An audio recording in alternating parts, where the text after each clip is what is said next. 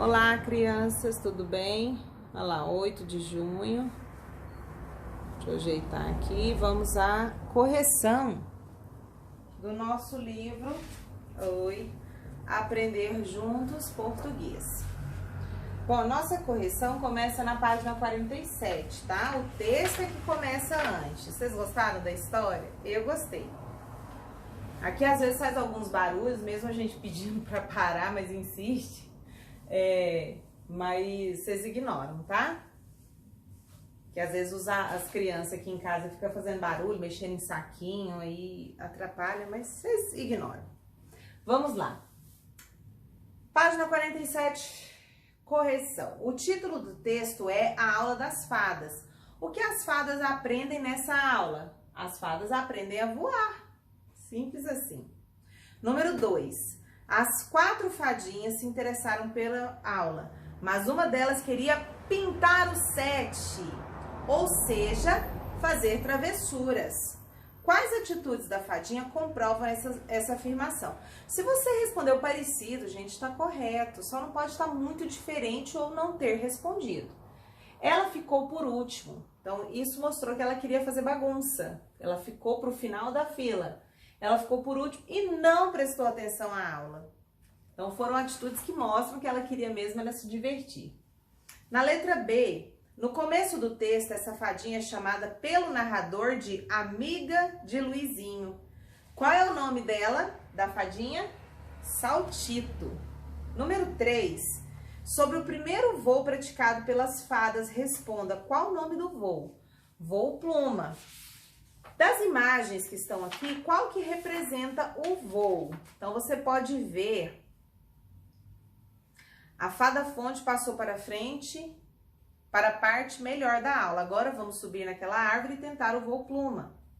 Disse ela, que bom, adoro o voo pluma, aplaudiram as fadinhas. O voo pluma era desse tipo em que não se batem as asas, fica-se boiando no ar, com asas abertas. Uma delícia, as fadinhas fizeram tudo na perfeição. Então, a posição que melhor indica isso é essa primeira, ó. Essa primeira, que ela tá parada, as asas bem abertas. Não é mesmo? Então, tá marcado aqui o primeiro quadrinho. Letra C pergunta, qual o nome... Não, todas as fadas conseguiram realizar esse voo com perfeição? Explique o que aconteceu. A resposta é não. Saltito fez um voo torto, depois caiu na lagoa e ficou presa numas algas. Então, as 3 fadinhas conseguiram, mas a Saltito não conseguiu. 4.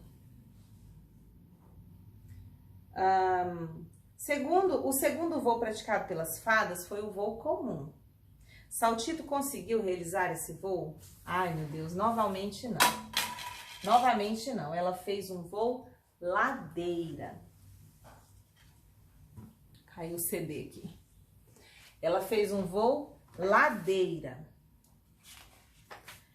Por que será que ela fazia sempre um voo diferente das demais fadas? Porque ela não prestava atenção e não era confiante em si mesma, ela não tinha autoconfiança. Ela sempre achava que não ia conseguir e também não se dedicava, não prestava atenção na aula. Número 5. As fadinhas só praticavam voos que eram novidade para elas, por quê? Bom, elas não praticavam apesar de querer. Elas não praticavam. Por quê? O que a fada mãe dizia? Era preciso melhorar os voos conhecidos. E os voos que elas mais praticariam, por exemplo, era o voo comum. Número 6. Errar fazia parte da aprendizagem das fadas ou não? Não erra. Não pode errar. Explique sua resposta. Bom, fazia parte sim do treino delas. Durante os treinos é comum errar até melhorar. E a fada mãe, ela sempre explicava que precisava treinar porque eram voos que usariam com muita frequência. Então elas tinham sempre que treinar mesmo depois de terem aprendido. E aí vem um pontinho logo abaixo. Na escola, errar também faz parte da sua aprendizagem? Bom, sim, errar faz parte. Quando vocês me mandam tarefas completamente corretas, eu vou entender que vocês já aprenderam e que eu não preciso mais ensinar aquilo. Quando as tarefas apresentam alguns erros, ou melhor ainda, quando vocês entram em contato comigo falando, professora, eu não entendi como faz essa atividade, eu não entendi o que é para responder, você está me demonstrando que você está errando porque não sabe como fazer. E aí eu preciso melhorar a minha forma de explicar. Então, errar faz parte sim do processo de aprendizagem na escola. Continuar no erro, entra ano, sai ano e você erra nas mesmas coisas, não faz parte. Precisamos melhorar isso. Desculpem os erros, os barulhos, tá, crianças, como eu já disse. Número 7. Luizinho deu algo a Saltito dizendo que se tratava de um objeto mágico. Sobre esse objeto, responda. Que objeto é esse? Um boné. Letra B. Por que Luizinho deu esse objeto a Saltito? Para ajudá-la a acreditar em si mesma, para encorajá-la. Ele mentiu dizendo que o objeto era mágico, né? Mas ele tinha a intenção de que ela criasse confiança. E isso foi mostrado mais no final da história, mais na frente na história, né? Letra C. Esse objeto foi útil para Saltito e por quê? Sim, o objeto foi útil porque ela teve confiança. Por não saber que o objeto não era mágico, ela fez direitinho, ela prestou mais atenção, não foi? Então acabou que ela teve confiança para fazer os movimentos. No final, esse objeto era mesmo mágico? Não, ele não era mágico. O que aconteceu quando Luizinho revelou a Saltito que ele era um menino e não um mágico? Saltito gostou mais de seu amigo, apesar de ela podia ter ficado com raiva dele ter mentido. Mas, na verdade, ela entendeu que o que ele fez foi pro bem dela, para ela aprender a confiar nela mesma, para ela entender que ela era capaz. Número 9. Nós temos aí o índice, o sumário, que é onde aparecem nos livros os títulos de cada capítulo e as páginas onde começam as partes da história.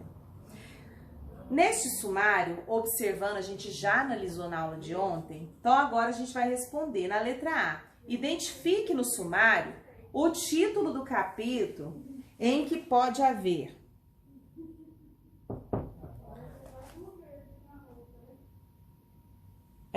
uma porta. Aonde que vocês acham que pode ter uma porta encantada? Então, a porta encantada. Esse título, a porta encantada, pode mostrar, né, pelo título, que é uma porta que se abre para o mundo mágico. Qual dos títulos mostra uma batalha? A luta.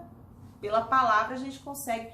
Essas palavras são sinônimas, né? Elas têm palavras diferentes com sentidos parecidos. Uma vilã. Aonde que aparece uma vilã? Tadinha, a bruxa. Pode ser, né? Pode ser essa. O retorno das personagens ao mundo real, de onde vieram? A volta. Não quer dizer isso? Não parece?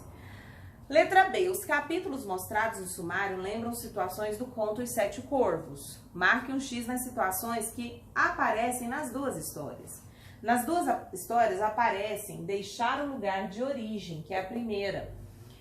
Tanto as crianças deixaram seu lugar de origem, foram para um bosque encantado, quanto a menina deixou a sua casa e foi para um reino encantado atrás de seus irmãos.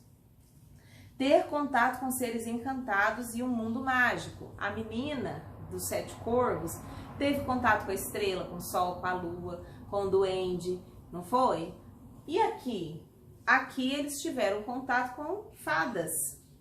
Com fadas. Viver uma série de situações fora do lugar de origem. Também, os meninos viveram lá no Bosque Encantado, situações ali no treinamento das fadas, por exemplo. E a menina saiu numa viagem e viveu situações fora da sua casa, da sua cidade.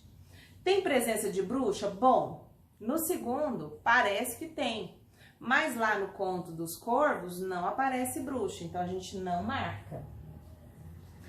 Presença de batalha, mesmo que nesse conto apareça a palavra a luta, parece que tem uma batalha, na primeira história não tem uma batalha, então a gente não marca.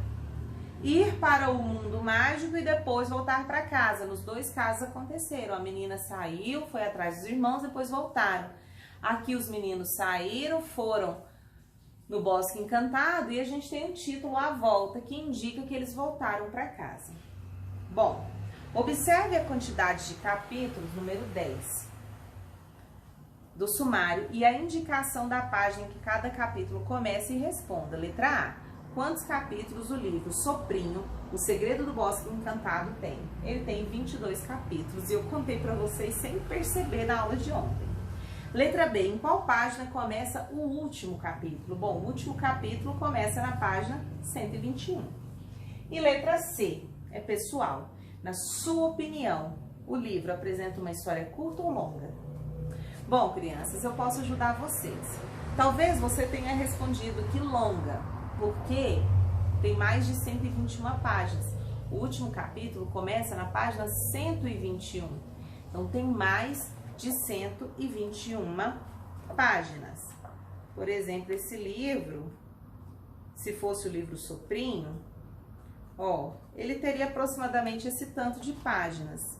Se fosse desse tamanhozão, né? Ou se fosse menor, talvez ele fosse dessa grossura, mas menos textos, né? Mas aí você pode falar, não, tia, ele não é longo. Tem outras histórias que são parecidas com essa, que tem muito mais página, é muito mais longa a história. Então, em comparação a quê que você vai dizer que o livro é longo ou o livro é curto? Entendeu? Por exemplo, o livro As Crônicas de Nárnia, completo, ele tem mais de 700 páginas.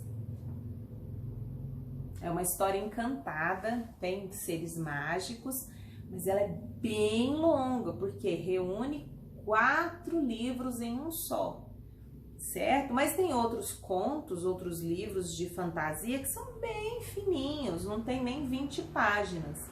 Então, em relação a que você comparou? Então, a sua resposta vai estar certa, depende da forma como você explicou. A número 11, eu já avisei que nós não faremos porque é algo para fazer junto.